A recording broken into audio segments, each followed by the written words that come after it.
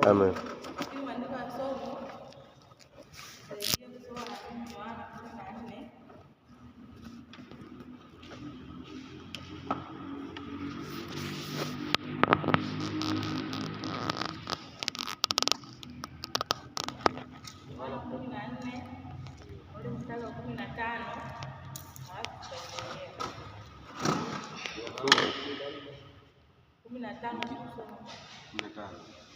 Mkinipenda mtazishika amri zangu.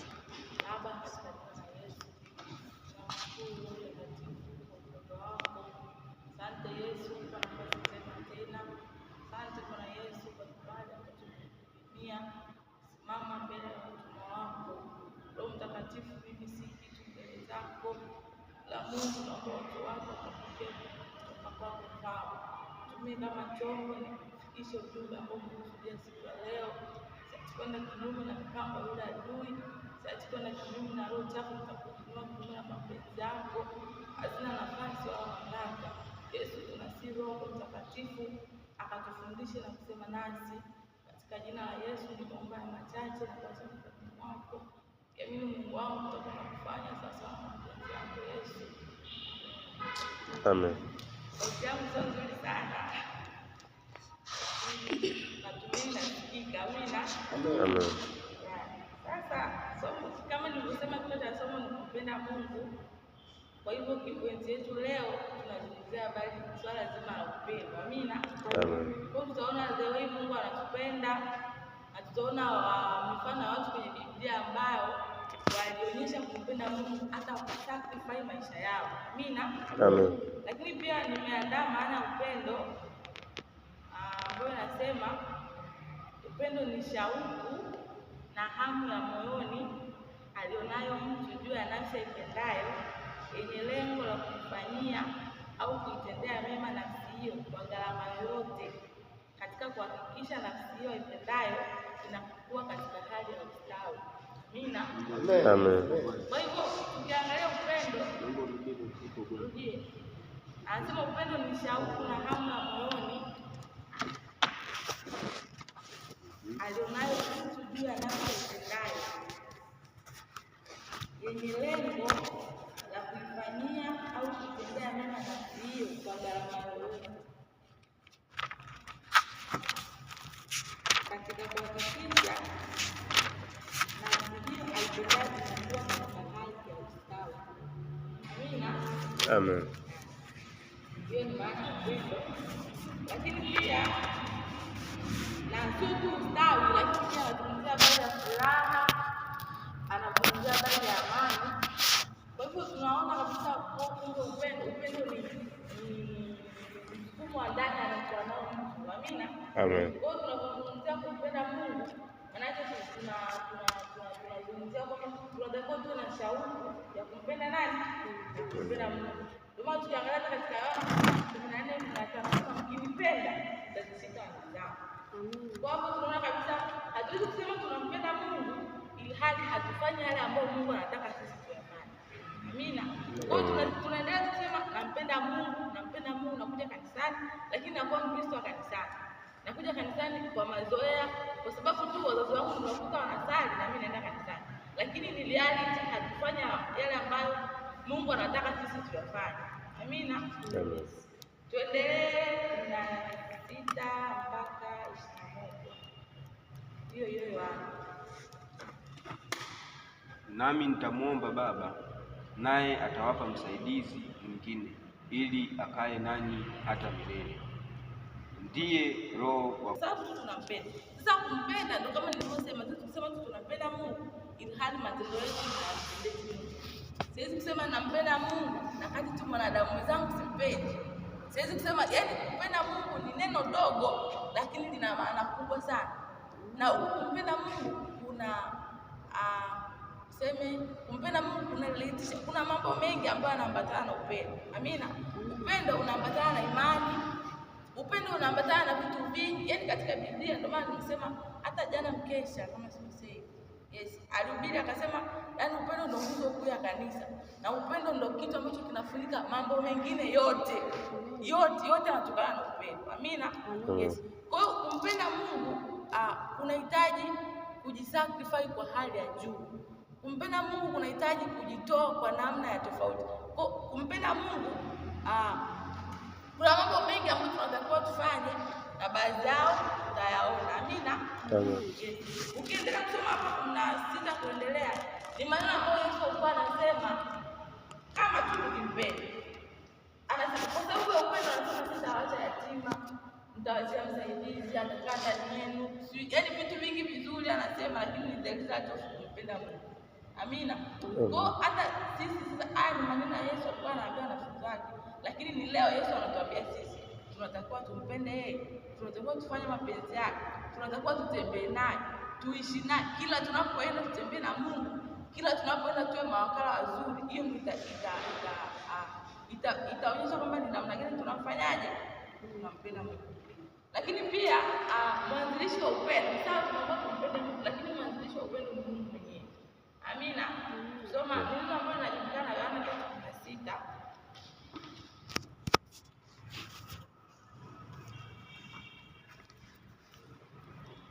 Yohana 3:16. Kwa maana jinsi hii Mungu aliupenda ulimwengu hata akamtoa mwanawe pekee, ili kila mtu amwaminie asipotee, bali awe na uzima wa milele. Kwa hiyo tunaona pia Mungu yeye ndiye alifundisha mtoto kweli, akamtoa mwanawe pekee. Mwanae hivi kipenzi, yaani kwa dunia ya leo, yaani labda na mtu mmoja tunakwenda kwa sadaka Ibrahim Mungu kwa kweli. Kwa mimi ni labda ndio ndio. Lakini tunaona Mungu mwenyewe alionyesha upendo kwetu wa kumtoa mwana, tena sio kwa watakatifu wenye dhambi. Amen. Kwa tunaona ni jinsi gani Mungu alionyesha upendo, jinsi gani Mungu alionyesha upendo kwetu, jinsi gani Mungu alionyesha upendo sisi wanadamu. Tena kuna kama kwa ajili ya wenye dhambi, watu ambao hawafanyi mapenzi ya Mungu, watu ambao wanamchukiza Mungu, watu ambao hawaelewi na yale ambayo Mungu anataka wao yaelewe, lakini akamtoa mwanae asulubiwe, apate maumivu, lakini ni kwa ajili yao. Kwa hiyo inaonyesha pia ni jinsi gani Mungu mwenyewe alionyesha nini? Upendo kwetu. Soma Rumi 8.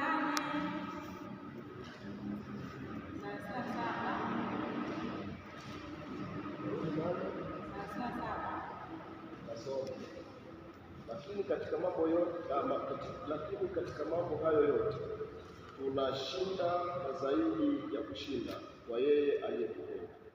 Amen. Kwa hiyo tunazidi kuona ni jinsi gani upendo wa Mungu unaambatana na vitu vingi. Kwa kupitia tu kumpenda Mungu na yeye, kwa sababu ametupenda sisi, tunakuwa washindi. Katika kila idara yetu unajua kuna wakati kuna vitu Mungu anakumbusha, ambapo tunasema hii ni neema ya Mungu, sio kwa kiburi. Kwa hiyo inaonyesha jinsi gani Mungu anatupenda, jinsi gani Mungu anajitoa kwa ajili yetu, jinsi gani Mungu anafanya mambo makubwa. Yaani kuna mambo Mungu anafanya kwetu kama anasema huyu ni Mungu kafanya. Na ndio kanuni ya Mungu, anataka kujionyesha mahali ambapo yaani si nisemaje, lakini Mungu anataka kujionyesha mahali ambapo mtu umefika mwisho. Akili zako zimeshasema hapo nimeshinda. Hauna msaada popote. Mungu anataka ujue tu huyu ni Mungu kafanya. Huyu ni Mungu katenda. Huyu ni Mungu kausema. Kwa hiyo kupitia Mungu tunakuwa washindi. Sometimes tunafuata mazingira kwenye mitihani. Unakuta mtu unajiandaa ile sana, unasema haya matokeo, lakini matokeo yanapokuja unasema yes, huyu ni Mungu amefanya. Huyu ni Mungu amefanya. Mungu tulikuwepo dini Propita. Kuna wakati alitoa ushuhuda, anasema kulikuwa na mwenyekiti, alikuwa kiongozi wa sasa. Alikuwa anasoma IT. Amina kwenye mtihani hajui kitu. Unajua maana hajui kitu. Lakini unafika hapo maswali na ilikuwa inakaribia au kitu. Akakopi maswali akamsanya. Lakini akamwamini bado Mungu. Kwa alitumia akili zake, lakini bado kusema hapana, Mungu anaweza kufanya katika hili. Alipata diploma. Na alikopi maswali. Unaelewa? Kwa lazima tu awe na ushuhuda kwa huyu ni Mungu kafanya. Sio mimi nilifanya. Kwa sababu ya jitihada, lakini Mungu alithibitisha. Kwa hiyo namna gani tunaona kumtegemea Mungu tunapata mambo makubwa mengi mazuri, lakini tukimtegemea Mungu, tukizishika amri zake, tukifanya yale Mungu ambaye anatuagiza tuyafanye. Jamani, kwenda mbinguni si kazi rahisi. Yaani kwenda mbinguni kunahitaji neema isiyo ya kawaida. Ndio maana yaani sisi tumeokoka sawa. Tunajua kabisa ni takatifu, maisha matakatifu bado. Yaani kuna muda tu tunakosea. Kuna muda tu tunatuna. Au muda mwingine unasema mimi leo sijakosea sisi. Lakini jamani zangu sisi yaani kwa maisha sasa hivi unaweza ukasema kuna vitu kuhubiriwa. Muda mwingine unataka kusema ngoja tu nifungie ndani, si nifanyaje nifanye. Lakini kuna dhambi hata za kusikia. Ukasikia tu konje tukafika. Ndani na umekosea. Unataka tukoni ni vitu ambavyo vinahitaji neema sana kwenda mbinguni. Yaani kuna mambo mengi. Wakati mwingine hata wao walikosea mabibi na mababu kizazi cha nne, lakini dhambi inafuatilia kizazi mpaka sasa hivi. Kwa dhambi ilifanywa kule haukuwepo, lakini bado naona ndani kuna dhambi. Kwa tunahitaji toba ya kila siku. Tunahitaji neema ya kila siku ili tumuone Mungu. Amina. Kwa hivyo ndio nimesema Mungu kwa sababu anatupenda, anataka tunakuwa washindi kwenye sehemu tofauti. Amina. Amen. Na kuna eneo lingine ambalo Mungu pia anaendelea kudhihirisha upendo wake kwetu. Soma Luka.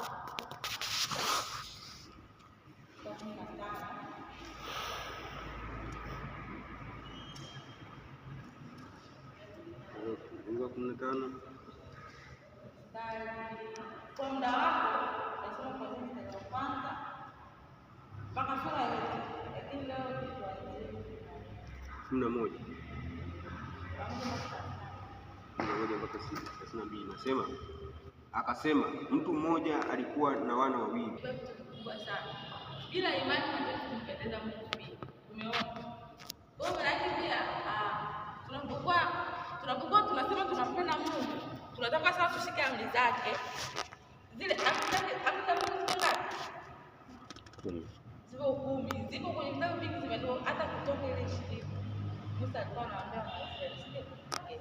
Kwa hiyo ni amri za Mungu sawa tunatakiwa tuendelee nazo. Lakini pia tunaona na hii pasipo imani haiwezekani kumpendeza. Kwa hiyo tunatakiwa pia tuwe na imani na yeye. Hatumjui, hatujamuona, tunatakiwa tuwe na imani naye. Tunatakiwa tuwe na imani sasa inaenda na upendo. Sijasema tu hapa yote hii upendo. Kwa upendo. Lakini upendo wamesema upendo unaanza na kupigana. Unaanza na ulisema ukiwa unapenda mtu unataka astawi, awe na furaha, awe na amani, si ndio? Yes. Upendo haujaji tu from nowhere book, no. Unaanza ndani, yaani na kapita. Yaani taratibu unajenga. Kapita. Taratibu. Mambo mengi yanajitahidi zinaanza kutokea hapo bila kuja vitu vingi mpaka inakuja kutokea maana. Na kuja kutokea kuuza upendo unajidhihirisha. Yaani utaanza ndani, utakaa nao, unaweza kufungua hata mwaka. Umekaa tu ndani. Baadaye sasa kwa sababu upendo unasema wewe unasomea hii. Ilisia uko unampenda mtu utahakikisha anastawi, anakuwa na furaha, anakuwa na amani, si ndio? Nasema haraka, anasema katika kuwa na shauku na hamu juu ya nafsi hiyo, mtu huyo anakuwa na kiu na njaa kwa ajili ya nafsi hiyo aliyonayo. Kwa hiyo tunaona ukiwa unampenda mtu utamani unamuona ana prosper, yaani anastawi. Na unakuwa na kiu naye, unakuwa na kwa kuna muda hata unakaa, unachukua muda wako, unaweza kama unamuombea. Ni kwa sababu tu ya upendo. Amina. Yaani unaacha vitu vyako. Unaacha mambo yako ya msingi. Wewe niombe kakapita. Ni kwa sababu tu unampenda. Amina. Amen. Sasa anazidi kusema upendo hautaki kuwa wa mtu mmoja. Unatakiwa kuwa kwa watu wote. Aidha anakukera, anakupenda. Biblia imetuambia tuonyeshe upendo. Na ni ngumu sana. Ni ngumu mno jamani, mtu ambaye anakuchukiza afu mpende. Ile tunawapa kuna kaka. Tulizo baadaye. Tunanisaidia. kuna kitu alikufanya kikanikera. Kwa hiyo nilimchukia. Nilikuwa sijui niwekaje, lakini nilikuwa mwenye kitu rahisi anajua kwa sababu muda mwingi tulikuwa tunasoma naye. Yule kaka nilikuwa nikimwona nachukia hasira. Amina. Lakini nakumbuka nilikuja kanisani mchungaji Magala akasema mtu anapokela utakiwa kumuonyesha hasira, ndio muombe. Kwa sababu Biblia imesema tuombe wanaotuuzi. Kwa hiyo kumbe sikutakiwa kuonyesha hasira kwake, sikutakiwa kuonyesha reaction yoyote. Itakuwa ni muombe yule mtu. Kwa hiyo bado lazima kuonyesha nini? Kwa hiyo nilipona ile siku. Kwa hiyo upendo umebeba vitu vingi sana. Amina. Amen. Anaendelea kusema na kwa sababu hiyo anakuwa na bidii na juhudi katika kuitendea mema nafsi hiyo. Atafanya mambo yote kwa ajili ya nafsi hiyo ili awe na ustawi. Amina. Amen. Anasema ijapokuwa upendo wenyewe sio hisia, lakini unahusisha hisia za mtu kwa nafsi ipendayo wakati wa utendaji wake. Amina. Amen. Upendo mara zote unaanza na maamuzi kwa kuwa na wazo na nia ya kupenda tofauti na tamaa. Amina. Kwa upendo unaanza kama kuamua. Mbona kama bila kumdilisha chochote. Na ili kudilisha upendo utakiwa kwa direct kusema na moyo wako. Kaa tafakari ni kweli au ni tamaa au ni kwa hapa lazima kusema. Anasema upendo mara zote unaanza na maamuzi katika kuwa na wazo na nia ya kupenda tofauti na tamaa, ambayo inaanza na hisia na msisimko katika mwili na ndani ya nafsi ya mtu, hasa kabisa mtu anapokutana na mtu au kitu ambacho kimegusa hisia zake za ndani katika yale mambo ambayo anatamani au kutamani. Kwa kuwa upendo huu unahusisha matendo yatokanayo na msukumo wa shauku na hamu ya moyoni inayozaliwa baada ya kufanya maamuzi ya kupenda. Kwa hiyo tunaona upendo ni process. Upendo unaanzia mbali au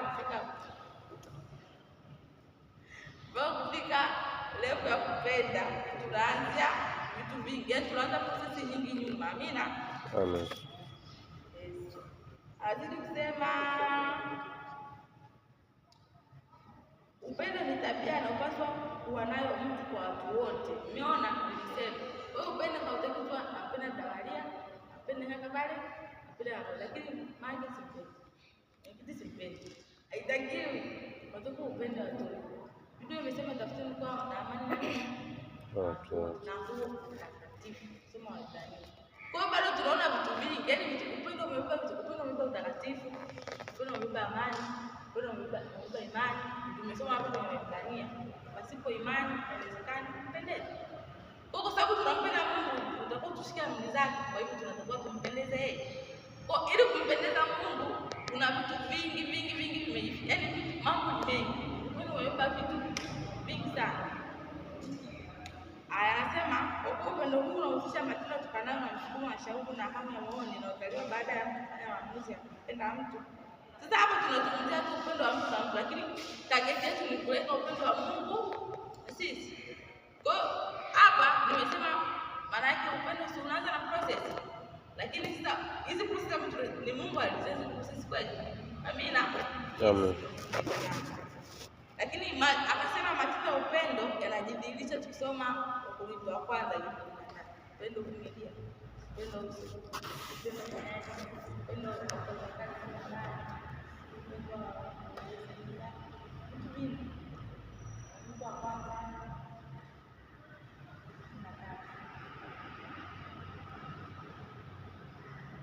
nijaposema kwa lugha za wanadamu na za malaika, kama sina upendo kwa sababu yao.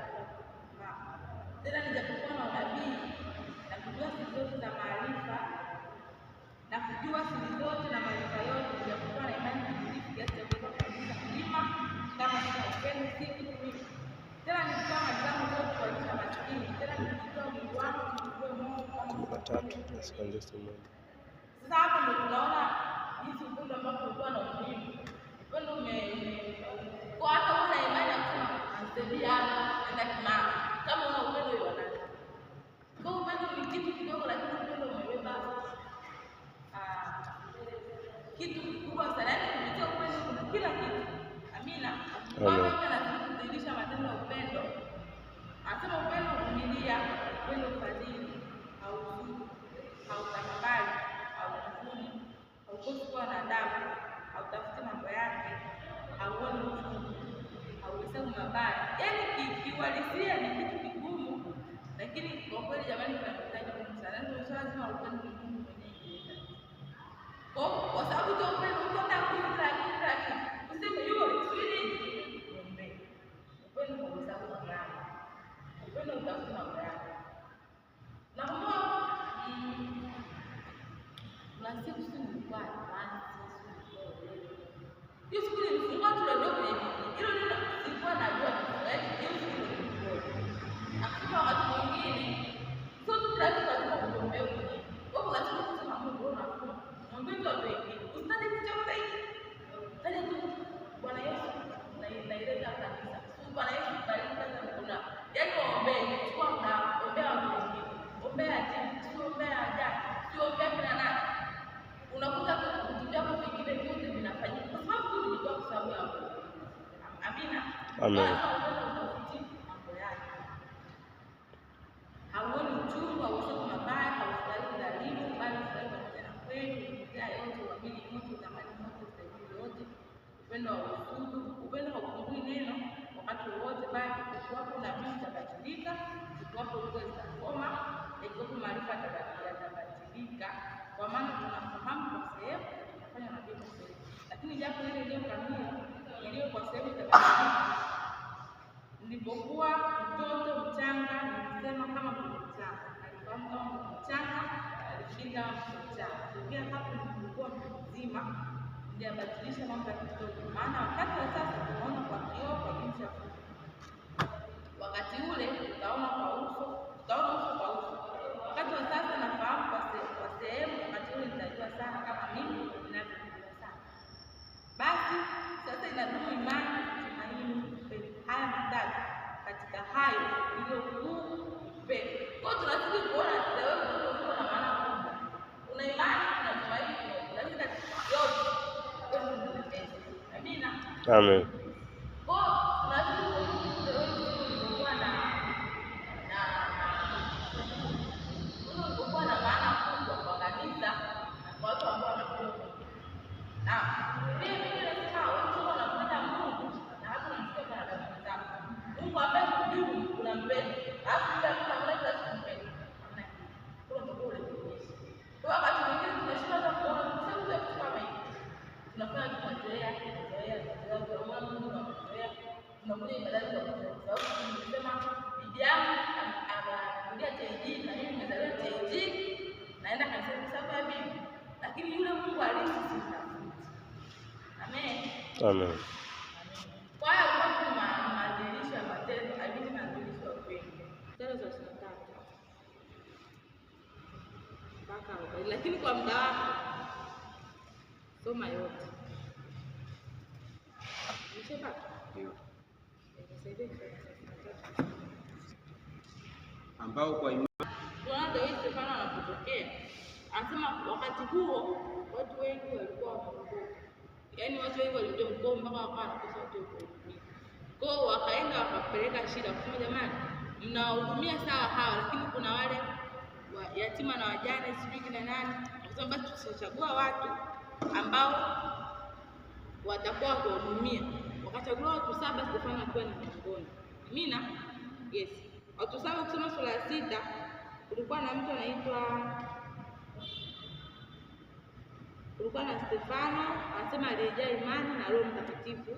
Kulikuwa na Filipo, kulikuwa na Prokoro, kulikuwa na Nikanori, kulikuwa na Timon, kulikuwa na Parmena, kulikuwa na Nikolao, mwongofu wa Antiokia. Kwa watu 7 walichaguliwa. Lakini sasa anaelezea habari za Stefano. Stefano anasema alimwakilisha Mungu vizuri. Kusoma sura ya 6. Aliyafanya yale ambayo Mungu alikuwa anataka Stefano afanye. Na watu walimuona Mungu kupitia yeye. Alifanya miujiza, alitenda mema. Watu wakamtukuza Mungu. Sasa wakati Stefano anafanya haya, Mafarisayo hawakuwa hivyo. Sawa, hawakuwa wanapendeza hivi. Kwa hiyo wakamkamata Stefano. Walipomkamata Stefano sura ya 7, wakamweka yani wakamchukua. Wakamweka sehemu kama hii hapo au ni Mafarisayo sasa. Lakini Stefano bado hakuacha kuongea. akamwambia akaelezea historia ya Ibrahimu, akasema akaja kwa Yakobo, ukisoma sura 7 na sura 6 akaelezea vitu vyote. Wale wamekaa tu wanamsikiliza. Akamwambia Yusufu mpaka anauzwa na ndugu zake, lakini ilikuwa ni lengo la Mungu. Akasema vitu vingi. Akaja akafa Yusufu, akainuka mfalme ambaye hamjui Yusufu, wa Israeli wakateswa, sio Musa, Mungu akamtumia Musa, akaelezea vitu vyote. Na anasema akiwa amejaa roho wakati huo. Ukisoma sasa hapa kuanzia 51 kuendelea, bado alikuwa anaongea maneno magumu ya kuwachoma watu na nani? Farisayo. Anasema yeye wenye siku ngumu msiotailiwa mioyo wala masikio. Siku zote mnampinga Roho Mtakatifu kama baba zenu walivyofanya, na ninyi ni vivyo hivyo. Ni yupi katika manabii ambaye baba zenu hawakumuudhi? Kwani maneno alikuwa Stefano akiwaambia wale Mafarisayo na makuhani, mna shingo ngumu, hamtaki kumpokea Roho. Yaani hao Mafarisayo walikuwa ni watu ambao walikuwa ni wale watu ambao hawataki neno la Mungu lifanyaje? Lisambazwe kwa wakati ule. Ndio maana hata na Petro walifungwa, na Petro walikamatwa, sio walifanyaje? Yaani walifanya vitu vibaya. Lakini anazidi kusema kuna nabii ambaye hakumuuzwa, baba yenu hakumuuzi nabii. Kwa yote hao Stefano anazidi kusema, lakini ni kwa ajili tu ya kutaka watu wamjue Mungu. Lakini sisi walimkamata Stefano, wakampiga mawe. Na Stefano kulingana imani pamoja na kifo cha mama na Yesu. Hebu tu imagine, yaani wewe ni mzima wapi? Kwa hiyo mpaka unakufa. Hebu imagine inakuwaje? Lakini hakumkana Mungu, hakumwacha Mungu, alisimamia imani yake. Aliendelea kusema mimi nampenda Mungu, mpaka anakufa Stefano, hakumwacha Mungu. Mpaka Stefano anasema Mungu sio sababu. Inaonekana kabisa ni jinsi gani alipenda Mungu, jinsi gani alimwakilisha Mungu, jinsi gani alikuwa wakala mzuri, akalala na Sauli akapendeza. Lakini tunaona pia jinsi Mungu alikuwa mpigaji. Sauli alikuwa anawaudhi sana watu na Petro siku na nani, lakini Mungu alimpokea Sauli na Sauli akawa wakala mzuri wa Mungu. Kwa hiyo bado Mungu anaonekana hata kama Sauli anamuuzi, anafanya vitu mbaya. Kuna neno ukisoma Mungu anamwambia Sauli, mbona wameuzi? Alipokuwa njiani sio anaenda wapi shughuli. Uendelee tu kuwatafuta watu wanaomtangaza Mungu wa uzuri. Sauli mbona anauzi? Na hapo ndio anajua Sauli. Mpaka Sauli anakuja kubadilishwa, anakuwa ni mtu ambaye anatangaza neno la Mungu. Bado wale walikuwa ni Sauli tumemjua. Kwa hiyo unaona jinsi gani Mungu anazidi kuonyesha upendo. Na jinsi gani Mungu alionyesha upendo, na jinsi gani pia kuna watu ambao walionyesha upendo wao kwa Mungu. Waliona maisha yao si kitu, wakajisacrifice maisha yao, walimtangaza Mungu, watu mpaka wanakufa. Mpaka Biblia inasema kwenye Waebrania, ulimwengu haukustahili kuwa nao. Kwa hiyo ni jinsi gani watu ambao walikuwa mawakala wazuri wa Mungu, jinsi gani watu walimwakilisha Mungu sana, jinsi gani watu walimpenda Mungu, jinsi gani watu walijisacrifice. Tunasema kujisacrifice, watu walisacrifice maisha, hawakujali chochote kuhusu wao, lakini walitangaza. Amina. Kwa hivyo na sisi tunatakiwa tuwe mawakala wazuri, sio tu Wakristo. Na tunamshukuru Mungu sasa hivi tumezaliwa kwenye jamii nchi yetu na neema. Tunamshukuru Mungu kwa ajili hiyo. Hatuzuii kusali, hatuzuii kuomba. Kuna nchi zingine jamani watu hawana hiyo neema. Amina. Na video tunasikiliza anasema kuna nchi watu hawaruhusiwi hata kushika Biblia. Yaani ukionekana umeshika Biblia unauliwa. Kwa hiyo wanachokifanya wakienda kukusanyika, kama wanaenda kusaidia polini, watu wasiwaone. Hebu imagine, lakini bado watu wanamtafuta Mungu. Kwa hiyo wanasema ukifika kule wakishamaliza kusali, Biblia inakuwa imechana. Yaani hawabibi sasa kama hivi. Wanapewa vikaratasi. Kwa hiyo unakifunga kwenye nguo kisionekane. Unaenda kusoma kwako. Alafu unarudisha. Kwa hiyo unaona jinsi gani tuna uhuru, sio kama wa wenzetu. Jinsi gani Mungu alituchagua na akatupenda. Tuna neema. Kwa nini tusimtafute Mungu? Kwa nini tusifanye mapenzi ya Mungu? Kwa nini tusiwe makao? Watu wanakufa. Yaani mtu akisema huyu anajifanya. Huyu ni mchungaji alikuwa anatoa ushuhuda. Anasema watu ambao alienda nao kutangaza Injili, wote walikufa. Ikafika hatua anataka kuoa. Anasema walipojua nafunga ndoa, wakaja wakamuoa mke wangu, ile siku ya ndoa mke akachinja. Unaona ni jinsi gani, lakini watu bado wanaonyesha kumpenda Mungu. Anasema kuna siku alikamatwa, wakawa wamewekwa kwenye sehemu.